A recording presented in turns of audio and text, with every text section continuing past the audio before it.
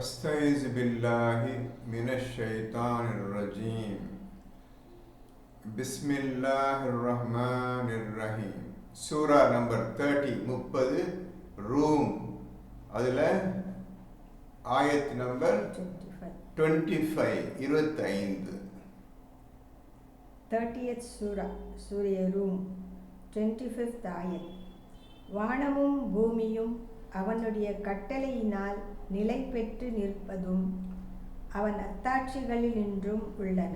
வானங்கள் பூமி ஆகியவை அவனுடைய அத்தாட்சிகளில் உள்ளதாகும். அந்த அத்தாட்சியை கொண்டுதான் அது நிற்கின்றன. அது கீழே விழுந்து விடாமலும் எந்த பக்கமும் சாய்ந்து விடாமலும் இந்த பூமி அதற்கு இட்ட கட்டளையின் பிரகாரம் எப்படி சுத்த வேண்டுமோ அவ்வாறு சுற்றி கொண்டே இருப்பதும் அவனுடைய உண்மையின் படைப்புகளில் உள்ளதாகும், உண்மையானதாகும். பின்னர் ஓர் அழைப்பை கொண்டு உங்களை அழைத்தவுடன் நீங்கள் பூமியிலிருந்து வெளிப்பட்டு விடுவீர்கள். பின்னர் ஒரு அழைப்பு தான், எல்லோரும் பூமியிலிருந்து வெளிப்பட்டு விடுவீர்கள். ஒரே ஒரு சப்தம்தான். நீங்கள் அனைவரும் முதல் மனிதன் ஆதமிலிருந்து கடைசியாக யுக முடிவன்று யாரெல்லாம் இறந்தார்களோ அனைவரும் உடனே எழுந்து வந்து விடுவார்கள். ஒரே ஒரு அழைப்பின் பேரில் ஒரு கால் எல்லாரும் வந்துடுவீங்க. 26 வானங்களிலும் பூமியிலும் இருப்பவை எல்லாம் அவனுக்கே உரியவை. வானங்களிலும் பூமியிலும் இருப்பவை அனைத்தும் அல்லாஹுக்கே உரியது. எல்லாம் அவனுக்கே கீழ்ப்படிகின்றவையாக இருக்கின்றன. அனைத்தும் அல்லாஹுக்கு கீழ்ப்படிந்து அடிபணிந்து இருப்பவையாகவே இருக்கின்றன. 27 அவனே படைப்பை துவங்குகின்றான், பின்னர் அவனே அதை மீட்டுகிறான். அவனே படைப்பை துவங்குகின்றான், பின்னர் அவனே நீங்கள் இறந்த பின்னர் தன் பக்கம் மீட்டுகின்றான். இது உண்மை. மேலும் இது அவனுக்கு மிகவும் எளிதேயாகும். இது அவனுக்கு ரொம்ப எளிது, சுலபமானது. வானங்களிலும் பூமியிலும் மிக்க உயர்ந்த வர்ணனை அவனுக்கு உரியது. வானங்களிலும் பூமியிலும் மிக்க வர்ணனை அவனுக்கே உரியது. மேலும் அவன் மிகைத்தவன், ஞானம் மிக்கவன். 28 உங்களிலிருந்தே அவன் உங்களுக்காக ஓர் உதாரணத்தை எடுத்து கூறுகிறார். உங்களுக்கு நாம் வழங்கியவற்றில் உங்களுடைய அடிமைகளிலிருந்து உங்களுக்கு கூட்டாளிகள் இருப்பதை நீங்கள் விரும்புவது உண்டா? நீங்களும் அவர்களும் அதில் சமமாக இருந்து உங்களை போன்ற சுதந்திரமான பங்காளிகளின் வெறுப்புகளை நீங்கள் பயப்படுவது போல் அடிமை கூட்டாளிகளான இவர்களை நீங்கள் பயப்படுவீர்களா? இந்த ஆயத்துல சொல்லப்பட்ட விஷயங்கள் உங்களுக்கு புரிகின்றதா? முதலில் நீங்க ஒரு வியாபாரம் பண்ணுகின்றீர்கள், பிசினஸ் பார்ட்னர்ஸ், பிசினஸ் பண்றீங்க, கூட்டாளி பண்றீங்க. அதே சமயத்தில் 4-5 பார்ட்னர் சேர்ந்து ஒரு வியாபாரம் பண்ணும் பொழுது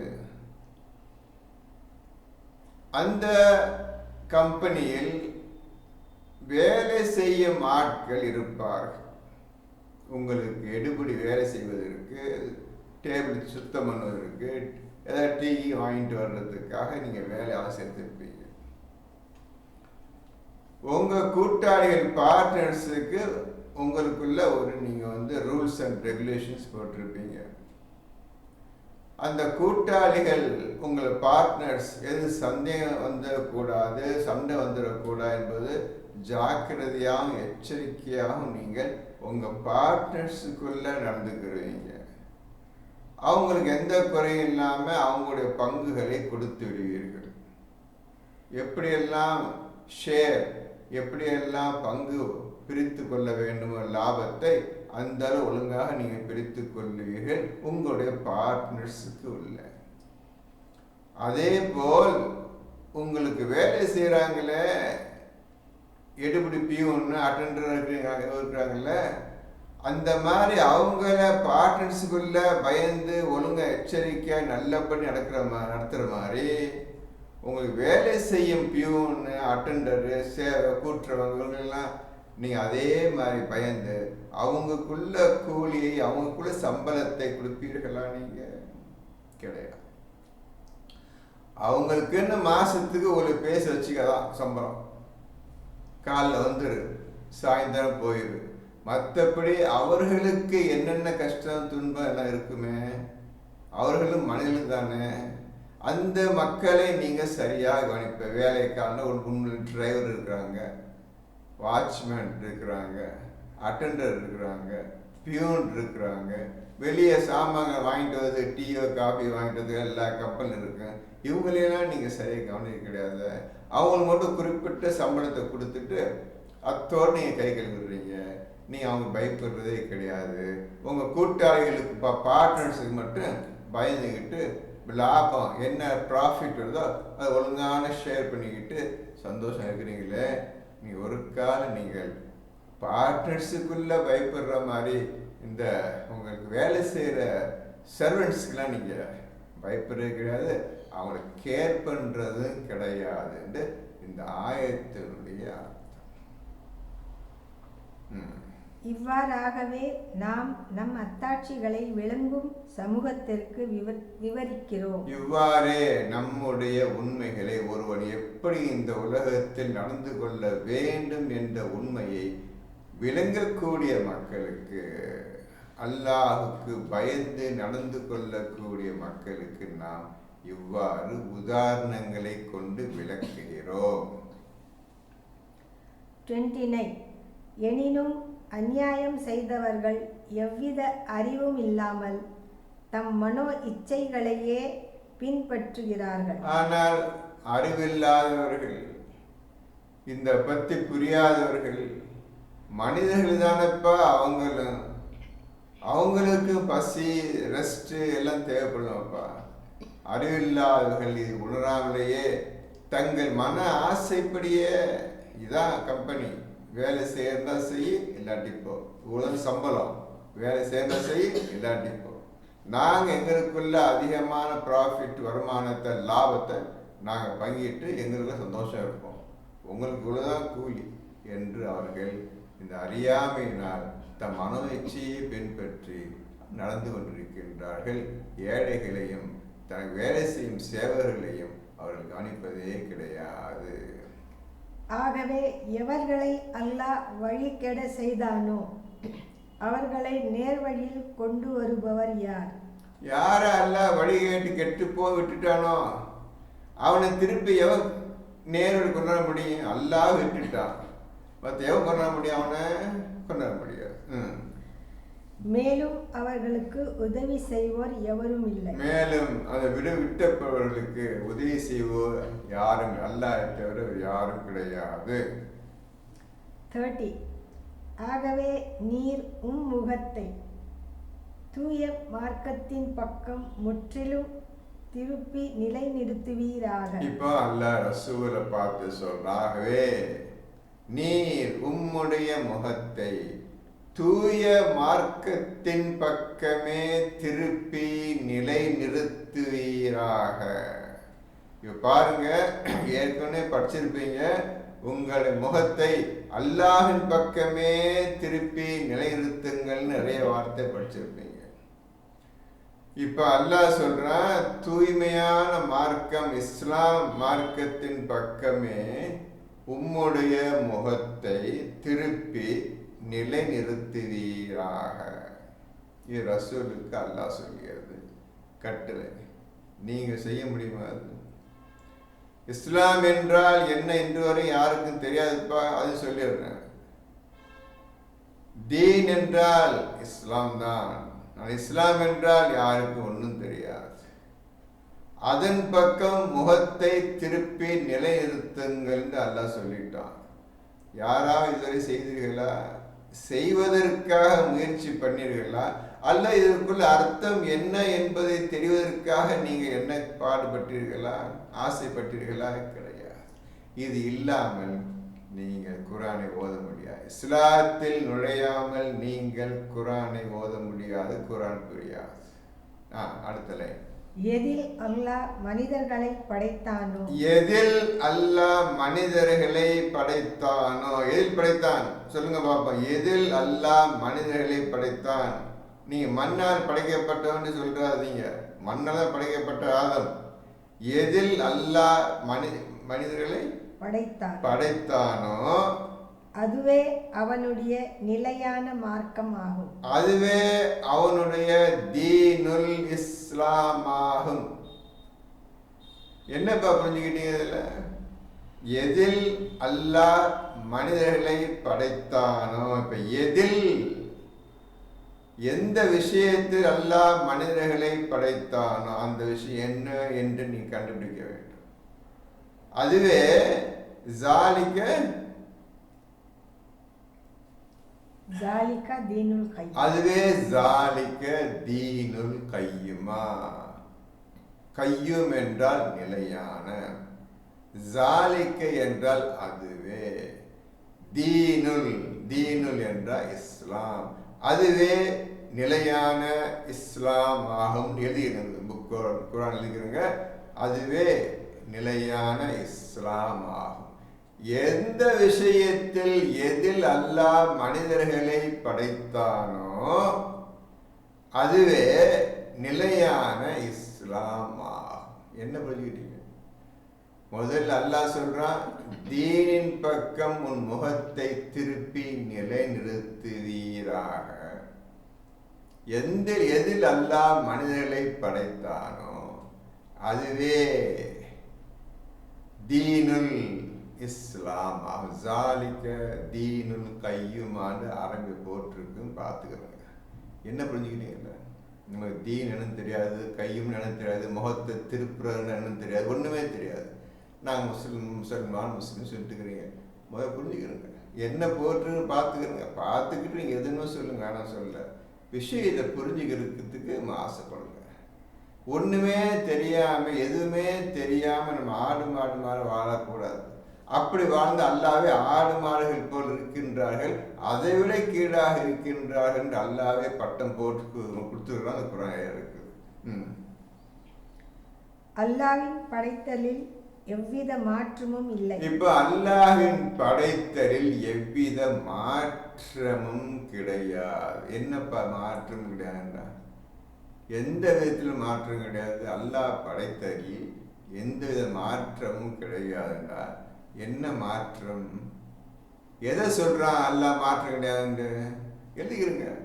எதை அல்லாஹ் மாற்றம் கிடையாது என்று சொல்லுகின்றான், எதை அல்லாஹ் ஜாலிக தீனுல் கையுமான்னு சொல்லுகின்றான். எதில் படைத்தானோ அந்த வார்த்தை. அதுக்கு மேல முகத்தை தீனின் பக்கமே திருப்பி நிறுத்துவான்னு சொல்றான். 3 பெரிய கொஸ்டின் இருக்குது. எல்லாமே தீனு இஸ்லாம் ஃபுல்லா நிறைஞ்சிருக்கிறதுல என்ன செய்ய போறீங்க? அதுவே நிலையான மார்க்கம் ஆகும். ஆனால் மனிதர்களில் பெரும்பாலோர் இதை அறிய மாட்டார்கள். மனிதர்களில் பெரும்பாலோர் இதனை அறிய மாட்டார்கள். என்ன விஷயம்ன்றே புரியாது, என்ன சொல்றாலும் புரியாது. இதனை அறிய மாட்டாங்கன்னா குர்ஆனே புரியாது, குர்ஆனே அறிய மாட்டார்கள் அவர்கள். நீங்கள் அவன் பக்கமே திரும்பியவர்களாக இருங்கள். நீங்கள் அவன் பக்கமே திரும்பியவர்களாக இருங்க. எழுதுங்கப்பா. 30:30 உங்கள் முகத்தை அவன் பக்கமே திருப்பி நிலைநிறுத்துங்கள்னு சொல்றான். எழுதுங்க. அதை 30:30 போட்டு அவன் பக்கமே உங்களுடைய முகத்தை திருப்பி நிலைநிறுத்துன்னு சொல்லிட்டாங்க. இப்ப என்ன சொல்றான்? உங்கள் முகத்தை அவன் பக்கமே திருப்பி நிலைநிறுத்துங்கன்னு சொல்ற. முதல்ல தீனின் பக்கமே, திருப்பி நிலைநிறுத்துங்கன்னு சொல்றான். தீன் என்றால் இஸ்லாம். 30 இப்ப என்ன சொல்றான்? உங்கள் முகங்களை அவன் பக்கமே அல்லாஹின் பக்கமே திருப்பி நிலைநிறுத்துங்க சொல்றான்ப்பா. பக்கத்து ஆயத்துல இந்த மாதிரி வசனங்கள் வருதுப்பா. எதைப்பா செய்ய போறீங்க? என்ன புரிஞ்சுக்கிட்டீங்கன்னு செய்யறதுக்கு? இந்த குரானை இன்னைக்கு தொடலையப்பா. என்னப்பா நீ இந்த மாதிரி இருக்கிறீங்க எல்லாரும்? என்ன செய்ய போறீங்க? அவன் சொன்ன மாதிரி ஆடு மாடுகள் போல வளர்ந்து மடிய போறீங்களா? அப்படிதான் போயிட்டு இருக்குது இன்னைக்கு. இந்த பாருங்க, என்ன பதில் சொல்லுவீங்க? இப்போ நீங்க சொல்லுங்க, என்ன சொல்லுவீங்க? எனக்கு செய்யறதை செஞ்சுட்டு வாங்க, நான் ஒன்றும் தப்புன்னு சொல்லல. நீங்க உங்களுடைய விஷயத்தில் எப்படி நடந்துமோ நடந்து கொண்டே வாருங்கள். அது எந்த சந்தேகமும் இல்லை. நான் சந்தேகம் பலனுக்கு பிறந்ததை பற்றி எந்த குறையும் கூறலை, எந்த தப்பும் கூறலை.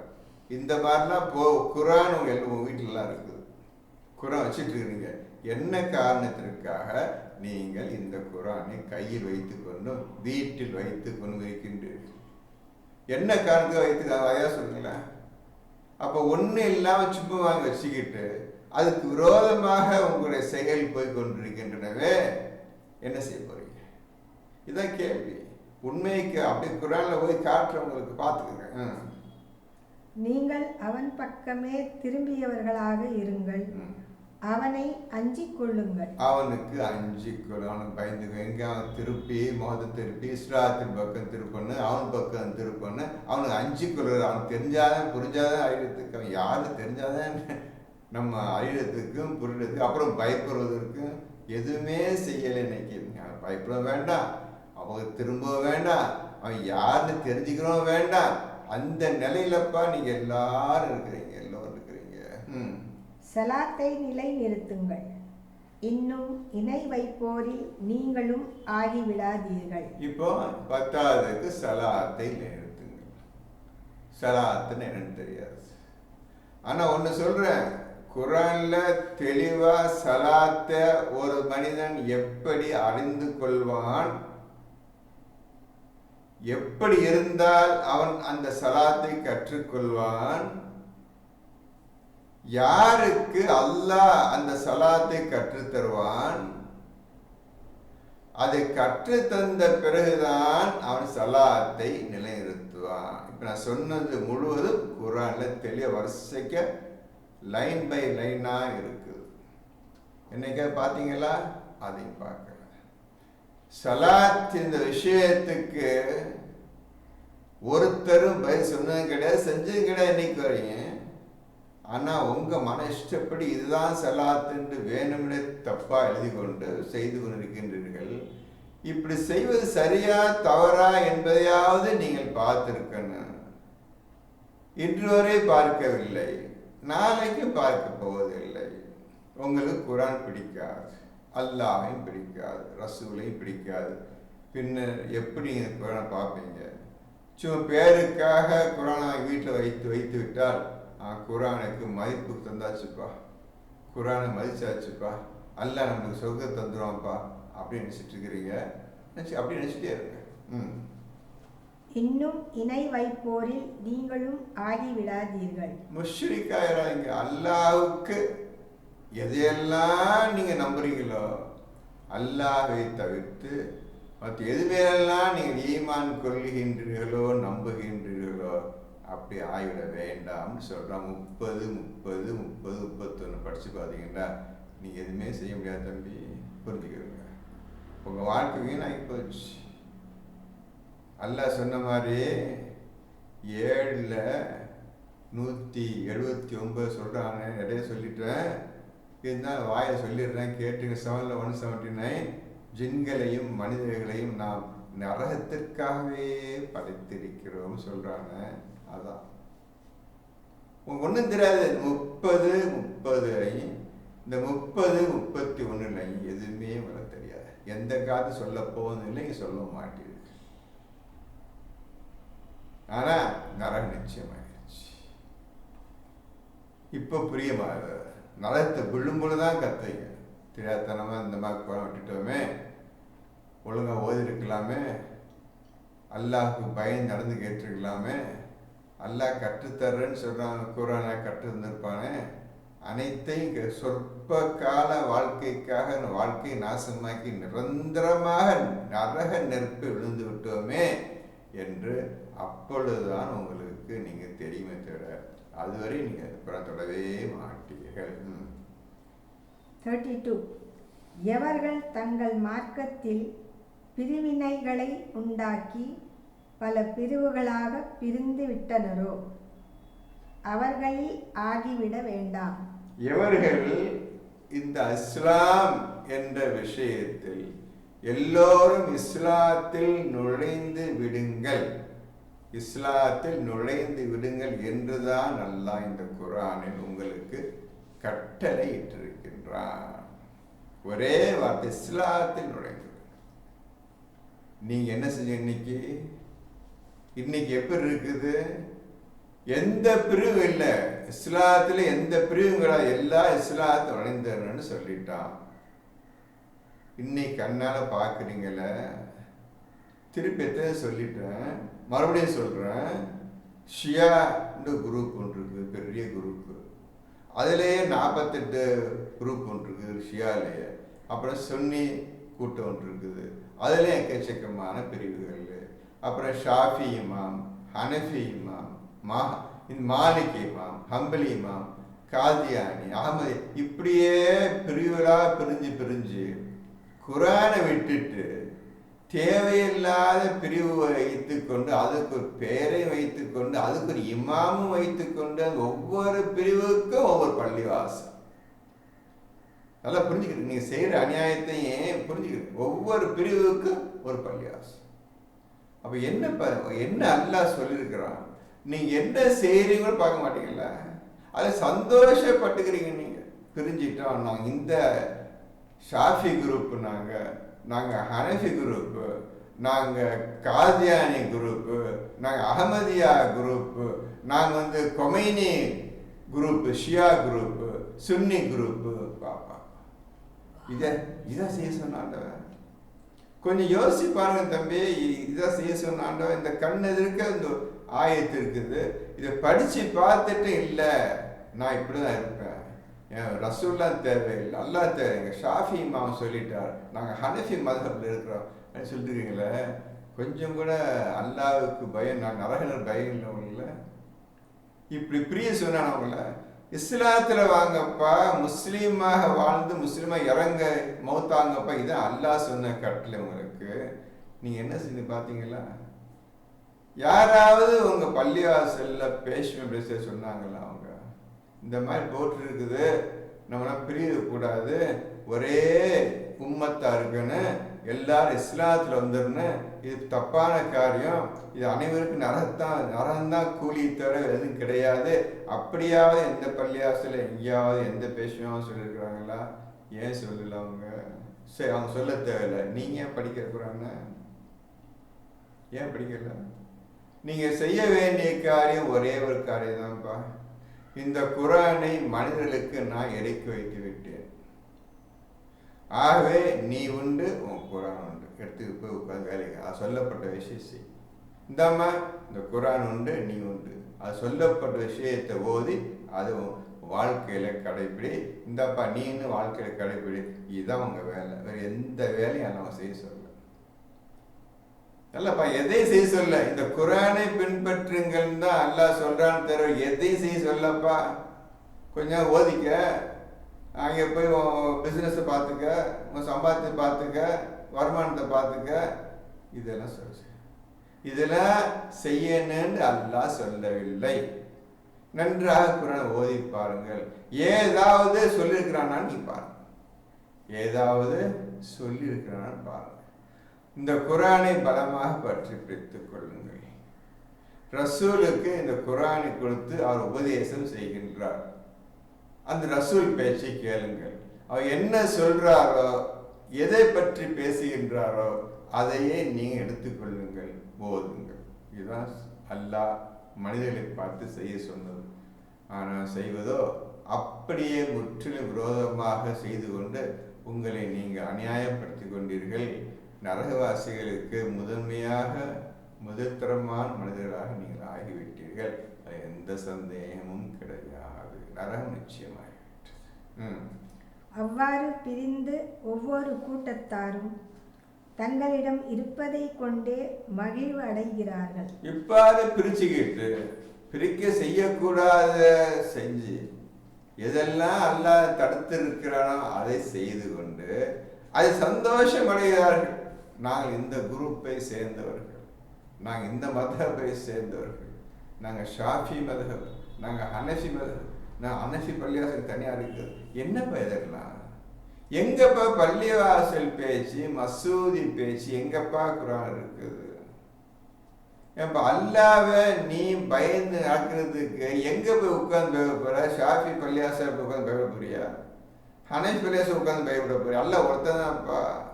இதுக்கேப்பா ஹனஃபி குரூப்பு ஷாஃபி குரூப் பிரிஞ்சுட்டு பயப்பட போறீங்க? அதை ஒன்று பயப்படணும்னு தெரியாது. எதுக்கு உங்களுக்கு அல்லாஹ் எனக்கு பயந்து கொள்ளுங்கள் என்று அஞ்சு கொள்ளுங்கள் என்று சொல்றாங்க. அஞ்சு கொள்றதுக்கு வீடு பத்தாது, நீ இருக்க இடம் வாழ்ற இடம் பத்தாது. என்னப்பா இப்படி பண்றீங்க நீங்க? உங்களுக்கு நல்லது சொல்றதுக்கு ஒருத்தவங்களும் இல்லையா உலகத்துல? சரி, நல்லது ஒருத்தர் அல்லாஹ் இருக்கிறான், நான் கொடுத்த குரான் இருக்குது, அதையே பார்க்க கூடாதா? என்னதான் செய்ய போறீங்க போய் இந்த உலகத்துல? இன்னும் கொஞ்ச நாள் இருக்கு, மௌத்து எல்லாத்தையும் வந்துட போகுது. மௌத்து வந்து நிச்சயம் நரகனால சந்தேகம் இல்லை. அப்படியே தெரிந்து கொண்டு குரானை ஓத போவதில்லை, குரான் நடக்க போவதில்லை, குரான் விரோதம் நடப்போம். எங்க இஷ்டப்படி இதுக்கு அர்த்தம் இதான், இதுக்கு அர்த்தம் இதான், இதுக்கு அர்த்தம் இதான் போயிட்டு இருக்கேன்ப்பா. சந்தோஷமா இருங்கப்பா, வேணாம் சொல்லி நல்லா விட்டுட்டான். நீங்க செய்யற 3 விஷயம் சொல்றேன்ப்பா, தப்பான விஷயம்ப்பா. அது குரான் இருக்காதான் கேட்கிறேன். 30 நாள் நோம்பு பிடிங்கப்பா, எங்க காட்டு? நீங்களே காட்டுங்க, நீங்களே காட்டுங்கப்பா. இருக்கு பாருங்க, இந்த பாருங்க 30 நோம்பு பிடிக்க சொல்றான் அப்படி எல்லாம் சொல்றேன், காட்டுங்கப்பா. அதே காட்டுங்க, பார்க்குறேன். இந்த இருக்குது 5 வேளை தொழுகை தேவையில்லாம். நான் சலாத்த வார்த்தைக்கு நீங்கள் தானேப்பா நமாஸ்ன்னு போட்டீங்க, நீங்கள் தானேப்பா தொழுகைன்னு போட்டீங்க. எங்கேயாவது அல்லா தொழுகை சொல்லிக்கிறானா? இந்த வார்த்தை எப்படி வரும்? புதிய வார்த்தை ரசூல் வாயா சலான்னு சொல்றது. எப்படிப்பா தமிழ்நாட்டுக்காரத்துக்கு தொழுகைன்னு போட்டாங்க போய்? உனக்கு குரானே ஓதனில் தொடங்கலையப்பா, எப்படிப்பா அவன் தொழுகைன்னு போட்டாங்க? இந்த அடுத்த தப்பான காரியம். அப்போ வருஷம் நீ பணக்காரப்பா, இங்கே போய் உங்களுடைய ஆலயம் இருக்குதுல்ல, புண்ணிய பூமி, அங்கே போய் சுற்றிட்டு வந்துடுவீங்க. இதெல்லாம் எங்கே குரான் இருக்குது? அதே காட்டுங்களேன். ரசூல் வந்து இந்த மாதிரி சுத்தினாருன்னு காட்டுங்களப்பா, அதே காட்டுங்களப்பா. நம்ம முகமது நபி நீங்கள் சுற்றி வர்றீங்கல்ல உங்கள் ஆலய புண்ணிய பூமியை, அதையுமே அவர் சுத்தினாருன்னு காட்டுங்களேன் பார்ப்போம். இந்த குரான் எங்கே போட்டு பார்ப்போம்? அவர் ஹஜ்ஜை செய்யுங்க சொன்னாரா? ரசூல் வந்து ஹஜ்ஜை செய்யுங்க சொல்லிடுற, அதை காட்ட முடியுமா? ஹஜ்ஜு செய்யுங்க எல்லாரும் அப்படி என்று இந்த வார்த்தை குரான் இருக்க காட்டுங்க பார்ப்போம். எல்லாம் 30 நாள் நோம்பு பிடிங்க அப்படின்னு எந்த எங்கேயாவது ரசூல் சொன்னாலும் காட்டுங்க பார்ப்போம். எல்லாம் 5 வேளை தொழில் ஒழுங்கா தொழுவுங்க அப்படின்னு சொன்னாலும் பார்ப்போம். எதுவுமே இல்லையப்ப. அப்ப நீங்க யார், எந்த கூட்டத்தை சேர்ந்தவர்கள்? அப்படி இஸ்லாத்தை விட்டு சென்றவர்கள். அல்லாஹ் வேணா ரசூல் எப்படி தௌராத்தை கொடுத்து தௌராத்துக்கு விரோதமாக அவர்கள் போனார்களோ, எப்படி இன்ஜீலை கொடுத்து இன்ஜீலுக்கு விரோதமாக இவர்கள் போனார்களோ, இந்த குரான் பொதுவாக எல்லா மக்களுக்கும் வந்தது. எல்லா மக்களும் தன் இது விட்டாங்க, சொல்லி போயிட்டாங்க. ஆகவே இந்த 3 கித்தாபும் வேஸ்டாக போச்சு. எந்த பிரயோஜனம் இல்லாமல் இன்னைக்கு வரை 3 கித்தாபும் வேஸ்டாக போச்சு. அது எந்த சந்தேகம் கிடையாது. இதுதான் உண்மை. நீங்கள் சொல்லுங்க, இப்போ நாங்கள் இந்த குரான் போய் நடக்கிறோம், அல்லாஹ் சொல்லி நடக்கணும்னு சொல்லுங்க பார்ப்போம். ஒருத்தர் சொல்லுங்க பார்ப்போம். முடியாது தம்பி, முடியாது. அநியாயமாக உங்கள் வாழ்க்கை வீணாக போச்சு. அடுத்தது 33. மனிதர்களை ஒரு துன்பம் தொட்டு விடுமானால் தங்களுடைய இறைவனை அவன் பக்கம் திரும்பியவர்களாய் பிரார்த்திக்கின்றனர். இப்போ மனுஷன் ஒரு துன்பம் உங்களை இப்போ அநியாயம் பண்ணிட்டுக்கிறீங்க, ஒரு துன்பம் பிடிச்சினா அல்லாலும் கத்துறீங்க. அப்போ மட்டும் கத்துறீங்க, அல்லன்னு யாரும் தெரியாது, அல்ல கத்துறீங்க. இருந்தாலும் அவன் ஒரு துன்பம் பிடிச்ச என்ன செய்யறாங்க? நீ அல்லாஹ் காப்பாத்துன்னு கத்துறீங்கப்பா. பிறகு அவன் அவர்களுக்கு தன்னிடமிருந்து அருளை சுவைக்கு செய்தால் அவர்களில் ஒரு பிரிவினர் தம் இறைவனுக்கு இணை வைக்கின்றனர். சரி, இந்த கப்பலில் போகிறான், மாட்டிக்கிட்டான், புயல் அடிக்கிறதுக்கெல்லாம் ஆவோன்னு கத்துறீங்க. அவன் போய் இறக்கப்பட்டு என்ன அளவற்ற அருளாலும் நிகரற்ற நம்முடைய அர்ரஹ்மான் நிறையும். அவன் தன்னுடைய பேருக்காக தன்னுடைய செயலுக்காக நிரூபிக்கிறதுக்காக சரி தொலைஞ்சு போப்பா காப்பாத்திடுறேன் அப்படின்னு சொல்லி கரையில இறக்கி விட்டு போயிடுறான். அப்படி நீங்க தப்பிச்ச பிறகு அதில் பல என்ன பண்றாங்க, அந்த அல்லாவை காணிக்கிறதும் கிடையாது, அல்லாவுக்கு நன்றி செலுத்துறதும் கிடையாது. இந்த அல்லாஹ் காப்பாத்தினானே, இனி அவன் கொடுத்த குரான் ஓதி அதன்படி நடப்போம் என்ற எண்ணமும் இல்லாமல் உங்கள் வாழ்க்கை போயிடுது செய்கிறார்கள் என்று அல்லாஹ் சொல்றான். அப்படிதான் நடந்துட்டு இன்னைக்கு. எந்த கஷ்டம் வந்தாலும், எந்த துன்பம் வந்தாலும், எந்த வியாதி வந்தாலும் அது போன பிறகு பின்ன நீங்க குரான் ஓதுறீங்க, யார் வர சொல்லுங்க பார்ப்போம். நம்ம காப்பாற்றினது யாருன்னு உங்களுக்கு தெரியாதுங்க. உங்களுக்கு இந்த ஆள் தான் காப்பாற்றினாரு, இந்த மனிதன் காப்பாற்றான்னு சொல்லுங்க தவிர அல்லாஹ் காப்பாற்ற சொல்ல மாட்டீங்க. நீங்க அந்த நிலையில எல்லாம் இருக்கிறீங்க, மனிதர்கள் இருக்கிறீங்க நீங்க. 34. நாம் அவர்களுக்கு அருளியதற்காக நன்றி செலுத்தாமல் அவர்கள் நிராகரித்து கொண்டு இருக்கட்டும். நீங்கள் சுகம் அனுபவித்து கொண்டிருங்கள். விரைவில் இதன் விளைவை நீங்கள் அறிந்து கொள்வீர்கள். பரவாயில்லப்பா, நன்றி செலுத்தாதீங்க. சந்தோஷமா ஆசைப்படுறீங்க, சந்தோஷமா இருங்க. வெகு சீக்கிரத்தில் அல்லாஹ்வுடைய தண்டனை, அல்லாஹ்வுடைய பிடிப்பு வந்து பிடிக்குவங்க. அது வரை நான் வெயிட் பண்ணுவேன், நீங்களும் சந்தோஷம் ஆடிக்கொண்டே இருங்க என்று அல்லாஹ் வாக்களித்து விட்டான். அப்படிதான் இன்னைக்கு உலகம் முழுவதும் அழிவு இந்த வாக்கியத்தையாக தான் வாடி வந்துட்டு இருக்கிறோம். 35. அல்லது அவர்கள் எதை கொண்டு இணை கற்பித்து கொண்டிருக்கிறார்களோ அதற்கு ஆதாரமாக பேசக்கூடிய ஏதாவது ஒரு அத்தாட்சியை நாம் அவர்களுக்கு இறக்கி வைத்து இருக்கிறோமா? ஏதாவது இதுக்கு இணையாக இது இருக்கு பாருங்க, இங்கே போங்க அங்கே போங்கன்னு செய்றீங்க. நீங்க உங்க தர்கா தான் சொல்ற, தேவையில்லாத செயல் பண்ணுகிறீங்கள. உன்னைக்கு என்னென்ன ஷிர்க் வேலை பண்றீங்களோ நீங்க தான் உங்களுக்கு தெரியும்.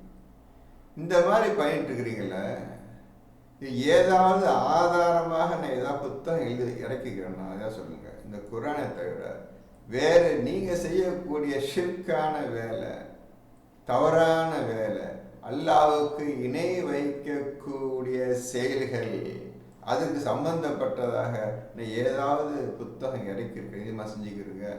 இந்த குரானுக்கு பதிலாக இந்த புத்தகத்தை படிச்சுக்கிறேன்னு ஏதாவது புத்தகம் நான் இறக்கிக்கிறேன்னா மஷாய்க்கு வேலை. நான் வந்து உங்களுக்காக மந்திரிக்கிறேன் வாங்க, நான் உங்களுக்காக ஜியாரத்து பண்ணுறேன் வாங்க, உங்களுக்காக நான் பாத்தியா வரேன் வாங்க, இப்படி செஞ்சுக்கிட்டு ஏமாத்திருக்கிறீங்களே. இப்படி செய்யுமாறு நான் என்ன ஆதாரம் அது இருக்குதா? அப்படி ஆதாரம் செய்யுது, அப்படி புக்கு தான் இறக்கிருக்கேன். நான் இந்த மாதிரி செஞ்சுக்கிறேங்க, இந்த மாதிரி அநியாயம் பண்ணுங்க, தர்காவுக்கு போங்க, அங்கே உண்டியில் காசு போடுங்க, இப்படிலாம் செய்யுங்கன்னு சொல்லி ஏதாவது புத்தகம் இறக்கிருக்கேன் உங்களுக்கு? குரானை தவிர வேறு ஏதாவது ஆதாரம் இறக்கிருக்கேன்னா இப்படி எல்லாம் கேட்குறான். நீங்கள் என்ன சொல்கிறீங்க? இதான் செய்யுங்க, இதான் காசு கிடைக்கும், இதுதான் மக்கள் ஏமாற்றி நான் சம்பாதிக்க மாட்டேன் அப்படின்ட்டு. 36. இன்னும் நாம் மனிதர்களுக்கு அருளை சுவைக்க செய்தால் அவர்கள் அதை கொண்டு மகிழ்கிறார்கள். அல்லாஹ் ஒரு உதவியோ பேர் உபகாரமோ செய்தால் அதை கூட சந்தோஷப்படுறாங்கல்ல. என்ன உதாரணம், இப்போ நீங்கள் நல்ல விளைச்சல் பண்ணுறீங்க, நல்ல நெல் அரிசி இது அல்லாஹ் ரஹ்மத்து, இதை கொடுத்தா ரொம்ப சந்தோஷப்படுறீங்க. அவ்வளோதான், கிடச்சிச்சுப்பா, விளைஞ்சிருச்சுப்பா, எக்கச்சக்கம் நான் போட்ட பலன் கிடச்சி போச்சுப்பான்னு சந்தோஷப்படுறீங்க. ஆனால் அவர்களுடைய கைகள் முற்படுத்தி வைத்தவற்றின் காரணத்தால் ஒரு தீங்கு அவர்களுக்கு சம்பவித்து விட்டால் அவர்கள் நிராசை அடைந்து விடுகிறார்கள். ஆனா நீங்க பண்ற அநியாயத்தின் காரணமாக ஒரு தீங்கு வந்து பிடித்தால் உடனே போச்சு, எல்லாம் போச்சு, இறைவனே எனக்கு அநியாயம் பண்ணிட்டானே என்றெல்லாம் நீங்க பிதற்றுகிறீர்கள், அலறுகிறீர்கள், ஓடுகின்றீர்கள், இவ்வாறெல்லாம் ஒப்பாரிக்கின்றீர்கள். ஏன் ஒழுங்கா அல்லாஹ்வுக்கு நன்றி செலுத்தி வாழக்கூடாதா? இந்த மாதிரி ஆண்டவர் ரஹமத்தை கொடுத்துக்கிறான், அதுக்கு அல்லாஹ்வுக்கு நன்றி செலுத்தி அந்த கொடுத்ததிலிருந்து ஏழைகளுக்கு எவ்வளோ கொடுக்கணுமோ ஒழுங்காக கொடுத்துக்கிட்டு தானும் வாழ்ந்து கொண்டு அல்லாஹ்வுக்கு பயந்து கொண்டு நடந்தால் உங்களுக்கு தீங்கு வந்து பிடிக்கிறவங்கள சொல்லுங்களேன். 37. நிச்சயமாக அல்லாஹ் தான் நாடியோருக்கு உணவை விசாலமாக்குகிறான், தான் நாடியோருக்கு சுருக்கியும் விடுகிறான். நிச்சயமாக அல்லாஹ் தான் நாடியவர்களுக்கு உணவை விசாலமாக அள்ளி அள்ளி தருகின்றான், தன் நாடியவருக்கு குறைத்தும் விடுகின்றான் என்பதை அவர்கள் பார்க்கவில்லையா? நீங்க பார்க்கல. எத்தனையோ பேர் நல்லா சந்தோஷம் இருக்கிறாங்க, நிறைய செல்வத்துக்கிறாங்க. சில பேர் கம்மியாக குறைச்ச அளவில் வாழ்ந்துக்கிறாங்க. நீங்கள் பார்த்துட்டுருக்கிறீங்க மிடில் கிளாஸ் ஃபேமிலி நீங்கள் சொல்லிக்கிறீங்க, ஹை கிளாஸ் ஃபேமிலி நீங்கள் தான் பேர் வச்சுக்கிறீங்க, பணக்காரனுக்கு அந்த பேர், ஏழைக்கு இந்த பேர் நீங்கள் வச்சுக்கிறீங்க. நீங்கள் பார்க்கவில்லையா? அதெல்லாம் கேட்குறாங்க, பார்த்துட்டுருக்கிறீங்க. நிச்சயமாக நம்பிக்கை கொள்கின்ற சமூகத்திற்கு இதில் பல அத்தாட்சிகள் இருக்கின்றன. இதை யார் நம்பிக்கை கொள்றாங்களோ, இந்த குறை நம்பிக்கை கொள்றாங்களோ அந்த சமூகத்திற்கு, அந்த மனிதருக்கு பல உண்மைகள் காத்திருக்கின்றன, படித்துக் கொள்ளுங்கள். ஆகவே 30, 30, 31, 32 அது ஏதாவது செய்ய முடியாது பாருங்க, திருப்பி படிங்க. இந்த 30வது சூறாவில் 30வது ஆயத்து, 31வது ஆயத்து, 32வது ஆயத்து 3 படிங்க. ஏதாவது உங்களால் செயல்படுத்த முடியாதுன்னு பாருங்க.